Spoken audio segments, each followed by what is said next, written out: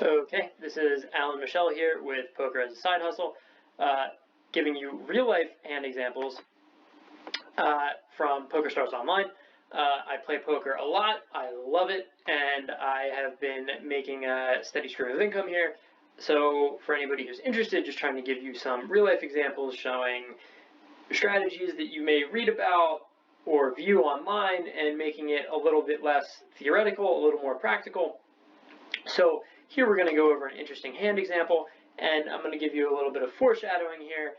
This is kind of going to be about getting coolered, and just a general, point I want to make is that people get coolered all the time, and people run hot and cold in poker, and that's just part of the game. And being emotionally intelligent and being able to separate, and just being able to understand that, hey, I got unlucky, it happens. People think that games are rigged against them. People think that wherever they play online, the site is stacked a certain way, so that way they lose. Whenever people play live, sometimes they think the automatic shuffler is broken. People have emotional reactions to losing, which is perfectly natural. People are just generally a little bit egocentric, and they tie a sort of their self-identity to a sense towards their results in certain things, including games like poker. And just understanding that variance is a part of the game is healthy, and you're never going to be successful unless you're able to understand that and able to just move on and not emotionally attach yourself too much to the results. Just focus on the process. I know this has probably been said 1,000 times before, but it's just very important to note as you play poker. So just going to go ahead and go through this hand example here. I flop the straight, or I flop the flush. I am out of position. In a heads-up pot, out of position a lot of the time, you may want to check, even if you are the pre-flop aggressor.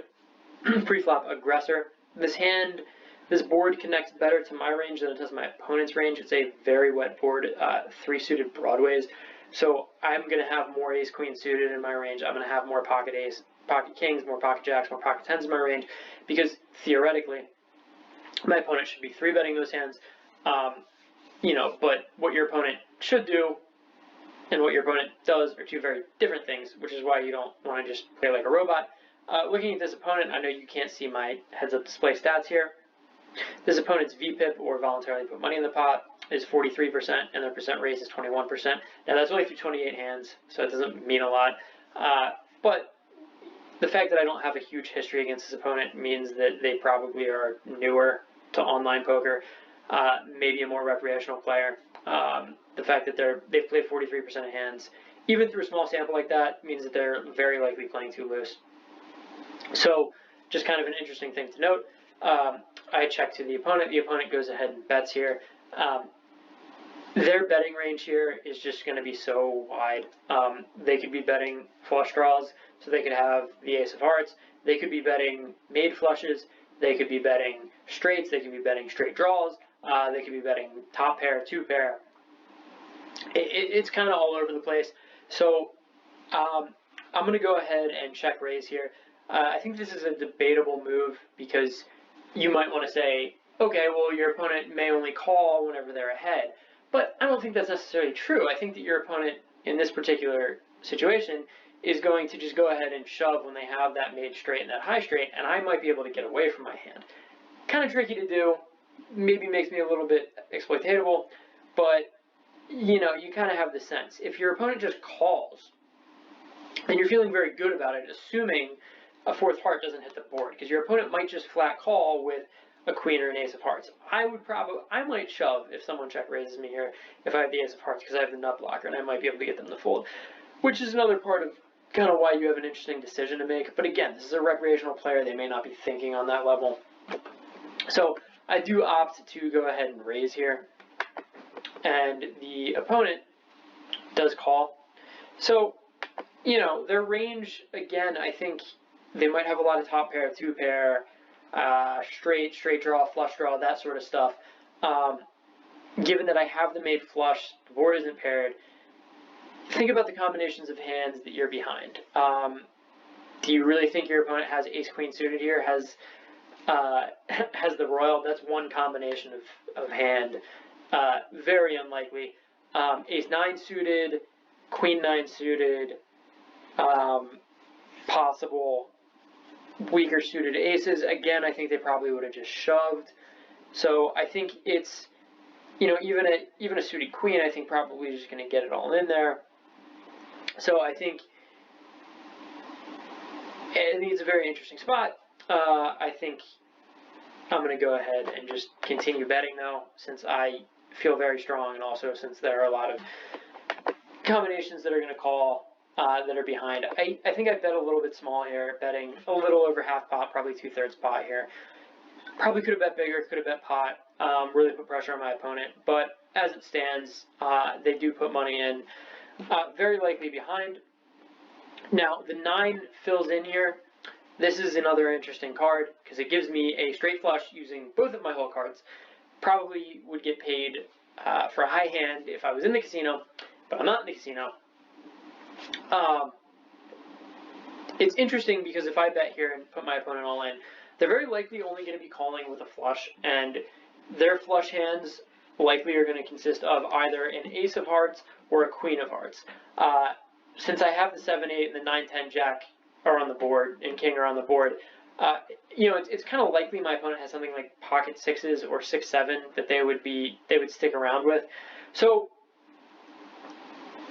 I'm going to go ahead and bet here, and my reasoning is this, right? If I bet here, my opponent is I'm going to be putting my opponent all in, right? They're going to call with either hand, right? The ace of hearts or the queen of hearts.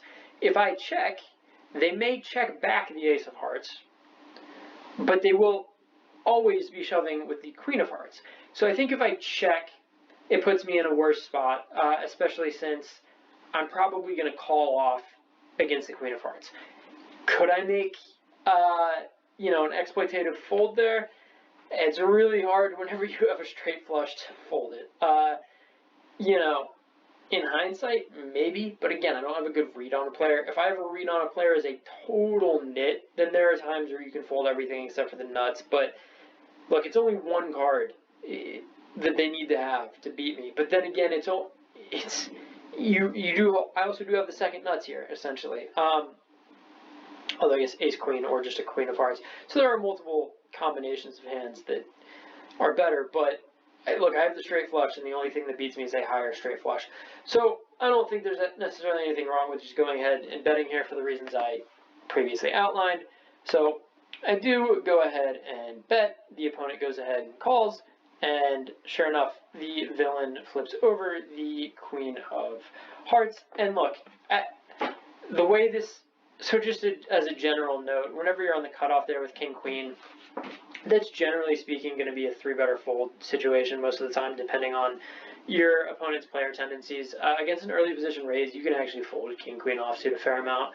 Against a late position raise or against an opponent with just a looser open raising range, king-queen suited is a great 3-betting hand. Why? Because it plays pretty well post-flop, but also because you block combinations of pocket queens, pocket kings, ace-king, ace-queen. So you were just in such a great spot there. This opponent a little bit loose passive, but look, if I get check raised and I have a flush draw, an open-ended straight draw, 2 outs to get me to a straight flush, I don't think I'm folding that. I think they just had so much equity there. So it's just unfortunate you ran into a strong hand. I think it's a little bit of a cooler. Maybe we can debate how to play it. I personally don't. I think 7-8 suited is fine to open raise from early-ish position. And so what was I there? I was under the gun +1. Was it? Yeah, I was under the gun +1. Yeah, I mean maybe that's a little bit loose. But I don't necessarily think so. And then the king-queen offsuit, I'm just looking at GTO ranges right now. Yeah, king-queen offsuit is, let's see, against an early position raise here. Alright, so cutoff versus an under the gun +1 raise.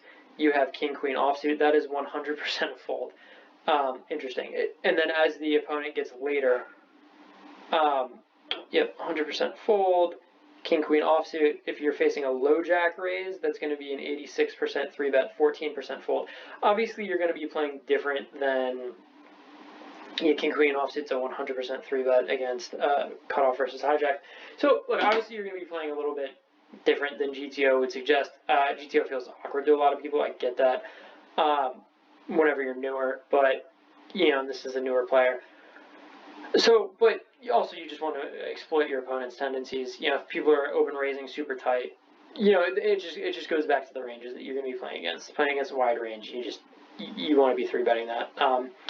Even in position, it's not favorable to call because you can get squeezed a lot, especially when you're playing higher stakes games.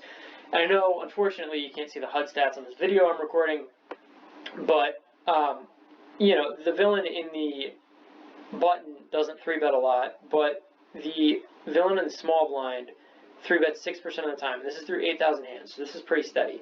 And small blind, if you look at GTO play, is 100% 3-bet or fold. So if I know I have a villain like that in the small blind, I'm not going to be flat calling with King Queen offsuit very often, or ever, like we just discussed. It's a 3-bet or fold hand pre-flop. King Queen suited, you can call with in certain spots, I think. But again, I think it's a very common 3-betting hand. And just in general, again, I know you can't see my stats, but I VPIP, in the 256,000 hands I've played in the past 7 months, probably since I bought this computer. I VPIP 18% of the time, pre-flop raise 14% of the time, and 3-bet 5% of the time. So you can see that gap between voluntarily putting money in the pot and percent raise is just very slim. Mine might be a little bit too tight. People can play profitably, say as like a 21 VPIP and like a 13% raise. That might be a little bit too wide, but you kind of get the point.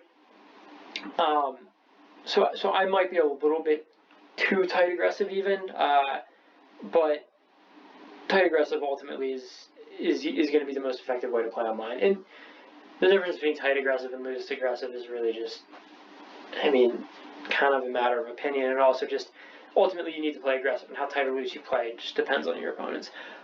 So interesting hand example.